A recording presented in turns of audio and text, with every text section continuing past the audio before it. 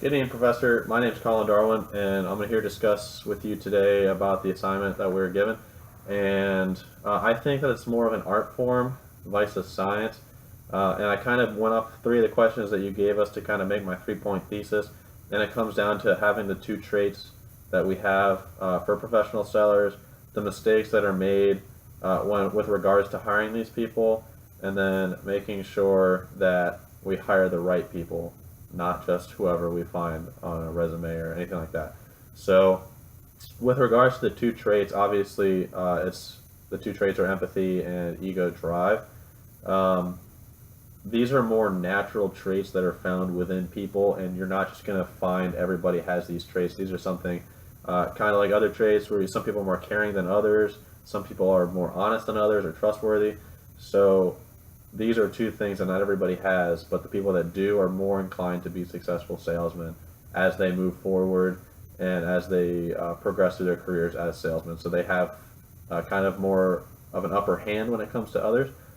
Also, these can't be taught. These are God given, if you want to say it that way. These are things that you won't really be able to learn in a classroom or anything like that. These are something that you have and you can develop them to become better.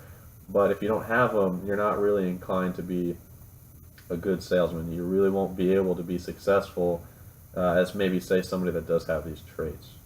The next question is mistakes, kind of like confusions when you're being hired. So one of the mistakes I looked at would be just, I call it judging the book by the cover. I know one of the examples it said is the kind of hillbilly, kind of country southern guy walks in to get a job as the car salesman, and the manager had two decisions to make, either to not let him interview or to interview him. And it turns out that when he did interview him, he became one of the top salesmen, not because of the looks, but because he had the ego drive and the empathy to connect with his people, to be successful, and to just accomplish all of the tasks that he had and to become a good salesman. And it said that he even outsold everybody else at the car dealership despite taking 2 weeks off on one of their monthly review periods. So that definitely comes down to the fact that it's all internal. It's all whether or not you can accomplish it or not, and whether you can relate to the customer, make sure they understand what's going on, and you can kind of relate with their experiences. And that's what made him successful against everybody else, because he had those tools, even though it didn't really look like he had those tools when the manager first saw him. So vice, if he didn't hire that person, if he didn't hire the hillbilly looking guy, then he may not have had that great salesman on his staff, and he would have just kind of casted him off to the side like he was nothing, just basically because he didn't look the part, which is kind of a misconception today. The other one is experience. So a lack of experience doesn't mean you're not going to be a good salesman. It just means you haven't been there yet. I like to think that everybody starts somewhere, and just because the person doesn't have experience doesn't mean they're not going to be successful. As a hiring manager, if I was the hiring manager, I would still hire people and give them an opportunity to prove themselves first if they had the other qualifiers like high ego drive, high empathy. If I could determine those things, then I'd still give the guy or girl a shot based off of those, because they do have the traits that it takes to become successful. They just haven't had the opportunity yet. So a lack of opportunity doesn't necessarily mean a lack of skill as a salesman or potential as a salesman, and that's another common misconception that people think and hiring managers think. Because people don't have experience, they're not a good salesman. It's just not true.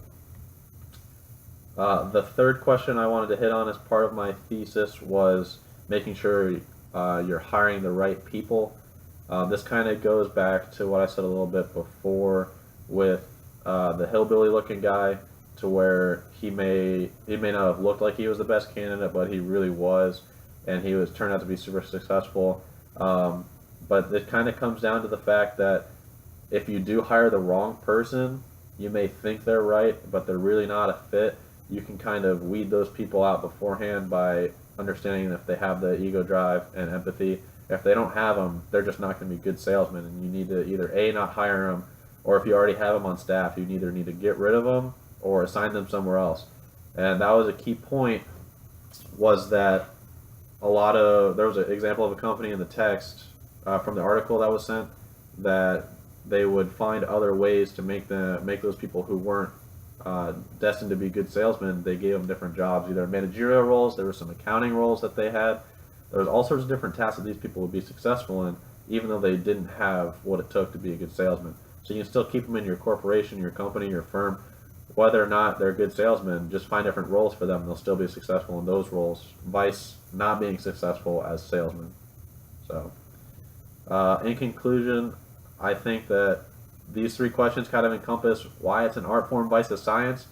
It's not really, there's no calculation, there's no charts based off of this person's going to be good, this person's not. It's all internally based on their ego drive and empathy, things like that that make them good salesmen. It's not some calculated kind of deal where you can just, you'll know. It's something that you have to really test for. You have to kind of talk to the person, see if they have it, see if they don't, and kind of watch them do their thing and see if they have it or not. So that's all I have. I thank you for your time, Professor. If you have anything, please let me know. Any questions, I'll be available. And once again, thank you very much. Have a good day.